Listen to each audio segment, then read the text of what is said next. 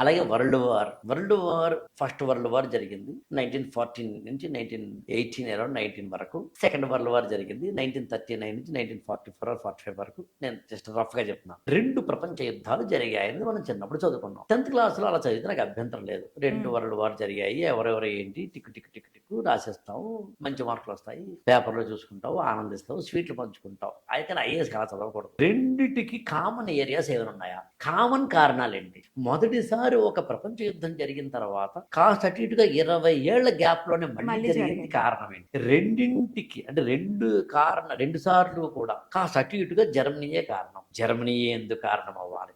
2 యుద్ధాలు కూడా సమసిపోవడానికి బ్యాక్గ్రౌండ్ లో బాగా తెలివిగా చేతికి చమురంటుకోకుండా పనిచేసిన మహా తెలివైన దేశం అమెరికా.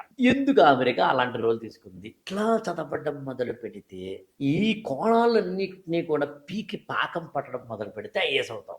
ఐఏఎస్ ఫర్ ఆల్ ఛానల్ని సబ్స్క్రైబ్ చేసుకోండి, లైక్ చేయండి, షేర్ చేయండి.